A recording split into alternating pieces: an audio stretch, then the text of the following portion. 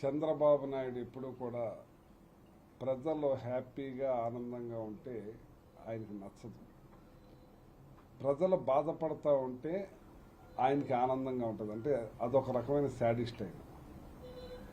ఆయన ఎప్పుడైతే ముఖ్యమంత్రిగా గతంలో ఉన్నప్పుడు వర్షాలు పడేవి కాదు, ఎండలు దారుణంగా ఎండిపోతూ ఉండి రైతులు అన్యాయం అయిపోవటమే ఆయనకు తెలుసు. ఏదన్నా ఇన్పుట్ సబ్సిడీ లాంటివి వచ్చినా కానీ ప్రకటించినా కానీ అవి ఇచ్చేది లేదు. 2014లో ఇన్పుట్ సబ్సిడీ, 2019లో జగన్మోహన్ రెడ్డి గారు వచ్చాక ఇవ్వటం జరిగింది. అలాగే సీడ్ బాకీలు కూడా, విత్తనాల బాకీలన్నీ కూడా జగన్మోహన్ రెడ్డి గారే తీర్చడం జరిగింది. అలా ఒకటిగా చాలా. కానీ ఇవాళ ఆన్ గోయింగ్ స్కీమ్స్ అన్నీ కూడా కంటిన్యూ చేయవలసిన అవసరం ఉంది. మరి ఎలక్షన్ కమిషన్ దీని మీద మరి ఆపమని తెలంగాణలో అక్కడ జరుగుతూ ఉన్నాయి, ఇక్కడ ఆపేలా జరుగుతున్నాయంటే దీని మీద చంద్రబాబు నాయుడు ఎంత కసరత్తు చేసి ఉంటాడో అర్థమవుతూ ఉంది. చాలా బాధగా ఉంది. ఇవాళ చాలామంది అడుగుతూ ఉంటే డబ్బు మనం వేసేసి ఉన్నాం, ఆసరా మన అక్క చెల్లెళ్ళకి రుణబాకి, కానీ వాళ్ళకి అకౌంట్లకు మాత్రం వెళ్ళలేదు. మనం ఇక అడుగుతూ ఉన్నాం, ఇగో రేపు వస్తుంది ఎల్లుండి వస్తుంది అని అంటున్నారు. కానీ అది ఈసీ వాళ్ళ పర్మిషన్ కోసం అడుగున్నారు. ఏదైతే రైతులకి ఇన్పుట్ సబ్సిడీ ఆల్రెడీ డబ్బు వేసున్నారు, అలాగే విద్యార్థులకు అందవలసిన విద్యా దీవెన ఆ డబ్బులు కూడా వేసున్నారు, అలాగే అక్క చెల్లెమ్మలకు అందవలసిన చేయూత అది కూడా వేసున్నారు. కొంత ఆల్రెడీ 75% అయిపోయింది, 25% వేసున్నారు. అలాగే ఆన్ గోయింగ్ స్కీములన్నీ కూడా కంటిన్యూ చేసే అవకాశం ఉంది. ఇది కొత్తగా ఇచ్చినవి కాదు. ఏదైతే ఎలక్షన్కి ముందు నెలలో 2 నెలల్లోనూ కొత్తగా పెట్టిన స్కీమ్స్ ఉంటే వాటిని మాత్రం అలౌ చేయరు. కానీ ఇది ఆన్ గోయింగ్ పాత స్కీమ్స్ కంటిన్యూ అయ్యే పనిని ఇది ఆపించే కుట్రలో భాగం. మరి ఈసీ వారి నిర్ణయం మరి తెలంగాణలో రకంగా ఉంది, ఇక్కడ రకంగా ఉంది. తెలంగాణలో ఆన్ గోయింగ్ స్కీమ్స్ అన్ని కూడా కంటిన్యూ అవుతున్నాయి. నిన్న వాటికి కూడా పర్మిషన్ ఇచ్చున్నారు. కానీ మనకు మాత్రం ఆపేయమని చెప్పారంటే ఈ చంద్రబాబు నాయుడు ఎంత దారుణాతి దారుణంగా కుట్ర చేస్తున్నారో చూడండి. మొన్న అవ్వాతాతల్ని ఇష్టానుసారంగా ఇబ్బంది పెట్టి ఎండలో తెచ్చుకునేలా చేసి వాళ్ళు చాలా మంది పోవటం కూడా జరిగింది. మరి మనమే తట్టుకోలేకపోతున్నాం ఈ ఎండకి. అటువంటి ఎండలో అవ్వాతాతలు ఏ రకంగా ఇబ్బంది పడతారో మళ్ళీ ఇప్పుడు బ్యాంకులో పెట్టారు. బ్యాంకులో పెట్టిన తర్వాత ఇంకా అవస్థలు ఎక్కువైపోయింది. ఏ బ్యాంకులో పడిందో తెలియదు, ఏ అకౌంట్లో పడిందో తెలియదు, ఈ అకౌంట్లో లేదని డబ్బులు చెప్తా ఉంటారు. అలా చాలా మంది అవ్వాతాతలు అప్పటికన్నా ఈ బ్యాంకులో వేసిన తర్వాత ఇంకా చాలా ఇబ్బందుల పాలైపోయారు. ఎందుకంటే రొటేషన్లో ఉండవు కదా బ్యాంకులో, వాళ్ళ అకౌంట్స్ కంటిన్యూ అవుతున్నాయా లేకపోతే సంవత్సరాల తరబడి ఉండి ఎండ్ అయిపోయినాయా తెలియక చాలా అవస్థలు పడటం జరిగింది. ఇది చాలా దారుణాతి దారుణం. దాంతోపాటు వాళ్ళ రైతులకి చేతికి కావాలి ఇప్పుడు పెట్టుబడి. నిజంటే కోతలు కోస్తున్నారు, కుప్పనూట్లు నడుస్తున్నారు. దీనికి కావలసిన చేతిలో డబ్బు ఉంటేనే కదా వాళ్ళు పెట్టుబడి పెట్టుకోవడానికి అవసరమైన టైం ఇది. మరి వాళ్ళకి అన్యాయం జరిగింది. అలాగే అక్క చెల్లెమ్మలకి ఏదైతే చేయతుందో వాళ్ళు 75% వేసేసి 25% పెండింగ్లో ఉన్న అమౌంట్ వేస్తే కూడా అట్లా కూడా ఆపించేసే కార్యక్రమం చేశారు. ఏదైతే పిల్లలకి చదువుకునే వాళ్ళకి మరి స్కాలర్షిప్ పెన్షన్లు అన్నీ కూడా అవే ఆపేయటం జరిగింది. ఇవన్నీ చాలా బాధాకరంగా అనిపిస్తూ ఉంది. ఇది చాలా దుర్మార్గం, హేయమైన పని. చంద్రబాబు నాయుడు పరాకాష్ట ప్రజలందరికీ కూడా తెలిసింది. ఈ చంద్రబాబు నాయుడు దుర్మార్గంతో అన్ని చేస్తానన్నాడని చెప్పి మాకు ఆయన పెట్టడు, ఆయన చేయలేదు, ఆయన టైంలో ఏ ఒక్కటి చేయలేదు. ఇటువంటి చేస్తున్న వాళ్ళని కూడా అడ్డుకుని కార్యక్రమం చేస్తున్నాడు. అప్పుడు కోర్టుల ద్వారా చాలా మాకు అందవలసినవి అందకుండా ఇళ్ల స్థలాలు కోర్టుకు వెళ్లి ఆపించి ఎన్నో కార్యక్రమాలు చేశాడు. కానీ ఇప్పుడు డైరెక్ట్గా ఈసీ కంప్లైంట్లు పెట్టి రకరకాలుగా చేసి ఇట్లని ఆపించే కార్యక్రమం చేశారు. ఇది హేయమైన పని, దారుణమైన పని. చంద్రబాబు నాయుడు నేను నమ్మని ఎప్పుడు అంటుంటాం. రేపు 13వ తారీఖు జరిగే ఎలక్షన్స్లో చంద్రబాబు నాయుడు ఇంక డిపాజిట్లు కూడా రాకుండా చేస్తామని చెప్పి ప్రజలు ముక్త కంఠంతో ఉన్నారని చెప్పి సందర్భంగా తెలియజేస్తుంది. ముఖ్యంగా ఏదైతే అవ్వాతాతల మరి కొడుకులు ఉన్నారో, అమ్మాయిలు ఉన్నారో, వాళ్ళ ఫ్యామిలీ మెంబర్స్ అందరూ కూడా బాధపడతా ఉన్నారు. మనమే వాళ్ళని చూసి బాధపడతా ఉన్నాం. వాళ్ళ ఫ్యామిలీ మెంబర్స్ ఎంత బాధపడుతున్నారో. ఇలాంటి కార్యక్రమాలు ఎప్పుడూ కూడా చేయటంలో చంద్రబాబు నాయుడు దిట్ట. ఇప్పటికైనా ఇలాంటివి మానుకోకపోతే నిన్ను ప్రజలు ఇంకా ఇప్పటికే అయిపోయావు, నువ్వు ఇంకా దారుణంగా అయిపోతావు. అందుకే జగన్మోహన్ రెడ్డి గారు 175 అంటున్నారు. ప్రజలు కూడా 175 ఇవ్వడానికి సిద్ధంగా ఉన్నారని చెప్పి తెలియజేస్తూ, ఇవాళ ఏదైతే జగన్మోహన్ రెడ్డి గారు పార్టీలు, ప్రాంతాలు, కులాలు, మతాలు అతీతంగా అందరికీ అందించే పథకాలకి, ఈ పథకాల్లో పెన్షన్స్ కానీ, ఇన్పుట్ సబ్సిడీ కానీ తెలుగుదేశం వాళ్ళు కూడా మెజారిటీ ఉన్నారు ఇందులో, జనసేన వాళ్ళు ఉన్నారు ఇందులో, బీజేపీ వాళ్ళు ఉన్నారు, అందరూ ఉన్నారు. ఇది అందరిది. ఇది ఏదో వైఎస్ఆర్ పార్టీకి సంబంధించిన వాళ్ళకి ఇచ్చుకునేది కాదు ఇది. కానీ ఇటువంటి దుర్మార్గమైన పని మరి తెలుగుదేశంలో ఉన్న కార్యకర్తలు కూడా బాధపడుతున్నారు, వాళ్ళ రైతులు కూడా బాధపడుతున్నారు. ఇటువంటి వాడు మనకు అవసరమా అని అంటున్నారు. ఇటువంటి దుర్మార్గమైన పనులు చేయటంలో చంద్రబాబు నాయుడు దిట్ట అని చెప్పి ఈ సందర్భంగా తెలియజేస్తూ, మరి అలాగే పవన్ కళ్యాణ్ గారు పార్టీ పెట్టారు. ఆ పార్టీ కోసం మాది అత్తిరి, నన్ను కాపులే రాజకీయాల్లో తీసుకొచ్చారు. కాపులు చాలా మంది పిల్లలు పవన్ కళ్యాణ్ మీద అభిమానం మీద ఆయన ముఖ్యమంత్రి అవ్వాలనే సందర్భంలో మరి వాళ్ళ పనులు చేసుకుని సంపాదించుకున్న డబ్బంతా కూడా కండవాలకి, ఫ్లెక్సీలకి, అన్నింటికి కూడా ఖర్చు పెట్టి నలుగురేసి కలిపి ఒక కారు వేసుకుని ఆయన ఎక్కడ మీటింగ్ పెడితే అక్కడికి వెళ్ళిపోయి చాలా మంది సపోర్ట్ చేశారు అతనికి.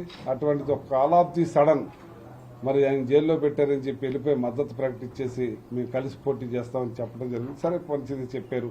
మరి సీట్లు కూడా 50 సీట్స్ 60 సీట్స్ అనుకున్నది ఒక్కసారిగా 24 సీట్లకు పడిపోతాం. ఆ సీట్లలో కూడా తెలుగుదేశం వాళ్ళని ఎక్కువ మంది పెట్టుకోవడం జరిగింది. సరే దానికి కూడా మరి సోదరులు కష్టపడిన పిల్లలందరూ కూడా బాధపడటం జరిగింది. అదే కాకుండా ఇవాళ ఏదైతే పవన్ కళ్యాణ్ గారు పోటీ చేస్తున్నారో దానికాడు కూడా ఏ తెలుగుదేశానికి సంబంధించిన పేరు మహాసేన రాజేష్ తనకు కూడా తీసుకొచ్చి అతను సన్మానం చేసి కూడా పంపించారు. ఎందుకు సన్మానం చేశారంటే నాకు ఇప్పుడు అర్థమవుతా ఉంది. ఈ పవన్ కళ్యాణ్ గారిని ఓడించేయాలి, ఎట్టి పరిస్థితుల్లో అలాంటి శక్తులను మనం గెలిపించకూడదు, అలాంటి అరాచకుల మనుషులు మనకు ఉండకూడదని చెప్పి ఇష్టానుసారంగా మాట్లాడుతున్నారు. 24 సీట్లు కూడా ఓడించేయాలంటుంటే మరి ఇంత కష్టపడిన ఈ చిన్నారులు చాలామంది పనులు మానుకుని వాళ్ళ కుటుంబాలని వదిలి ఆయన కోసం శ్రమించిన వాళ్ళందరూ కూడా ఏమైపోవాలి. మరి అటువంటి తెలుగుదేశం పొత్తులో ఉన్న భాగంతో పనిచేస్తున్న మన రాజేష్ కూడా ఇతను ఓడించమంటున్నారంటే దీని వెనకాల చంద్రబాబు నాయుడు లేడా అని నేను అడుగుతున్నాను, లోకేష్ లేడా అని నేను అడుగుతున్నాను. ఇది చంద్రబాబు నాయుడు లోకేష్ ఆడించిన నాటకమే. ఇది డైరెక్ట్ రాజేష్ మాట్లాడిన మాటలు కాదు. ఇది వాళ్ళు మాట్లాడిస్తారు, వాళ్ళ అవసరాన్ని తీర్చుకుంటారు. ఏరు దాటే తెప్ప తగిలేసే రకం ఇది. ఆల్రెడీ ఒకసారి పవన్ కళ్యాణ్ గారిని దూరం పెట్టారు వీళ్ళు. ఏదైతే పవన్ కళ్యాణ్ గారిని అడ్డం పెట్టుకుని గెలిచారో లాస్ట్ టైం 2014లో గెలిచిన వెంటనే ఈయన మీద రకరకాలుగా మాట్లాడటం, ఇలా ఫ్యామిలీని ట్రోల్ చేయటం, మరి ఇలా ఇంట్లో వాళ్ళని ట్రోల్ చేయటం చాలా చేస్తున్నారు. ఈయన ఫ్లెక్సీని కాళ్ళేసి తొక్కేయటం, ఇతనాన్ని మమ్మల్ని 2009లో గెలిపించారా, వాళ్ళ అన్నయ్యని గెలిపించారా, ఇదేంది ఏహలనగా మాట్లాడటం రకరకాలు మనం చూస్తున్నాం. మళ్ళీ ఇప్పుడు సేమ్ అదే పరిస్థితి రిపోర్ట్ చేస్తుంటే ఇతను అసెంబ్లీకి రాకుండానే చేయాలనే దురుద్దేశంతో తెలుగుదేశంలో ఉన్నది.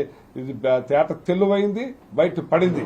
ఇచ్చేదంటే ఆ రాజేష్ అన్న అతను మాట్లాడిన డైరెక్ట్ మాటలు కాదు ఇది చంద్రబాబు నాయుడు, లోకేష్ ఖచ్చితంగా ఈ ఒకవేళ అసెంబ్లీలో అతను వస్తే మనం మొత్తం టోటల్గా కనుమరుగైపోతాం, అంచేత అతన్ని అసెంబ్లీకే రానకుండా చేయాలనే దురుద్దేశపూరితంగా మాట్లాడించిన మాటలే అని చెప్పి కాపు సోదరులందరూ కూడా తెలుసుకోవాలని చెప్పి ఈ సందర్భంగా నేను తెలియజేస్తా ఉన్నాను.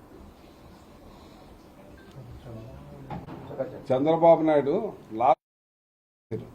కానీ ఇవాళ ఇది ఆన్ గోయింగ్ స్కీమ్స్ ఈ కొద్ది ఆపమని ఇవ్వటంలో అంతర్వ్యం ఏమిటో తెలియట్లేదు. ఇది ఈసీ గారు మరి పునర్పరిశీలించాలని చెప్పి ఎలక్షన్ కమిషన్ నేను కోరుతా ఉన్నాను.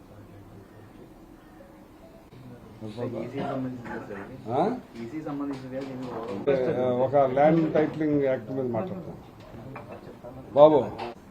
ఇప్పుడే చెప్పి నీ గురించి కూడా చెప్పాను, చూసుకొని నీకు కూడా వర్తిస్తుంది. భాస్కరం లేదులే. ఇవాళ తెలుగుదేశం పార్టీ చంద్రబాబు నాయుడు, లోకేష్ దుర్మార్గంగా వ్యవహరిస్తున్నారు, ప్రవర్తిస్తున్నారు.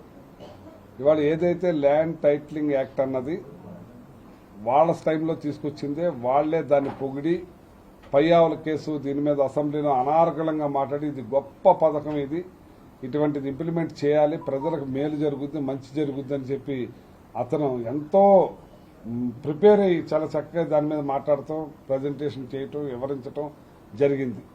దాన్ని తెలుగుదేశం వాళ్ళు బాగా ఓన్ చేసుకుని మాట్లాడారు.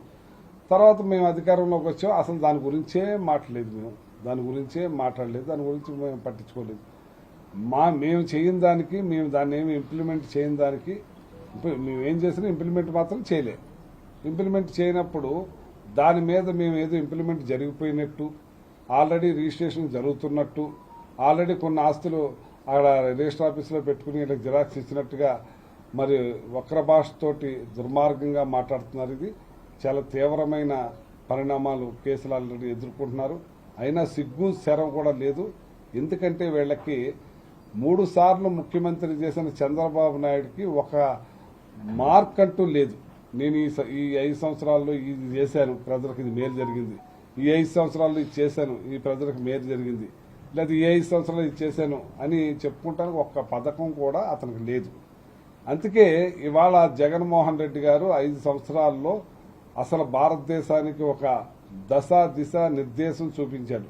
ఇన్ని పనులు చేయొచ్చా, ప్రజలకు ఈ రకంగా ఉపయోగపడవచ్చా, రాష్ట్రాన్ని ఈ రకంగా అభివృద్ధి చేయొచ్చని చిన్న వయసులో అన్ని విధాలా చేస్తుంటే షాక్ గురైన చంద్రబాబు నాయుడు ఏం చెప్పాలో తెలియక, మరి చెప్పుకోవటానికి ఏమి లేవు కాబట్టి ఈయన నేను ఇది చేస్తానని చెప్పిన 3 సార్లు ముఖ్యమంత్రి చేసి అప్పుడేం చేసావు నువ్వు, అప్పుడేం పని చేసావు, అప్పుడేం చేయకుండా అని అంటారని అంచేత ఏదైనా బురద జిమ్మి జగన్మోహన్ రెడ్డి గారిని డౌన్ చేసి గెలవాలనుకుంటున్నారు.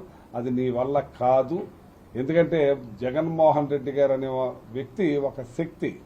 ప్రతి కుటుంబంలోనూ కూడా పెనవేసుకుపోయాడు. పెద్దవాళ్ళకి మనవడు, చిన్నవాళ్ళకి కొడుకు, తర్వాత వాళ్ళకి తమ్ముడు, తర్వాత వాళ్ళకి అన్నయ్య, పిల్లలకు మావయ్య.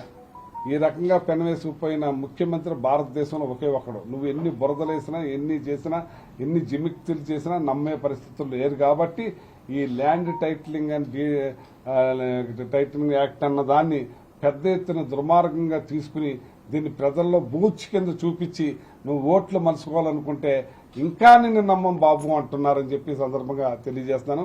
ఇదే పయ్యావుల కేసు, ఇది గొప్ప యాక్ట్ అని చెప్పడం జరిగింది. అలాగే ఈనాడు దీని మీద కథనాలు చూపించి, అది ఉందా బాబు ఫోను, ఈనాడు కథనాలు చూపించి ఈనాడులో గొప్పది ఇది, ఇటువంటి స్కీమ్ని ప్రజల్లో ఇంప్లిమెంట్ చేస్తే ఎంత బాగుంటుందని చెప్పిన ఈనాడుది. మరి ఒకసారి నేను ఇది చూపిస్తాను, ఒకసారి అది ఉందా బాబు, ఇలా ఉంది. కేంద్ర ప్రభుత్వం పంపించిన యాక్ట్ ఇది కేంద్ర పంపించిన యాక్ట్. మీరు 3 కండవాలు వేసుకున్నారు కదా, ఇప్పుడు మీ పార్ట్నరే కదా. ఇది లాస్ట్ టైం చూపించింది ఈనాడు. అయితే మంత్రి గారు చెప్పినట్టు వారు లక్ష్యాల్ని చాలా స్పష్టంగా చెప్పారు అధ్యక్ష. ఇవాళ భూమి కొనాలంటే భయపడేటువంటి పరిస్థితులు ఉన్నాయి. అది నిజమైనటువంటి టైటిల్, డిస్ప్యూటెడ్ టైటిల్ అనేటువంటిది ఈ పరిస్థితుల్లో ఈ బిల్లు రావాల్సినటువంటి అవసరం ఉందనేటువంటిది భారతదేశ ప్రభుత్వం కూడా గుర్తించింది అధ్యక్ష.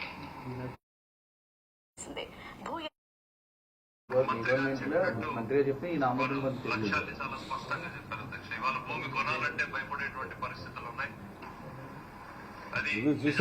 అదే దానికి సంబంధించి అది కూడా ఇప్పుడు వాళ్ళందరూ కూడా అప్పుడు వ్యతిరేకిస్తే అప్పుడు వ్యతిరేకించాలి.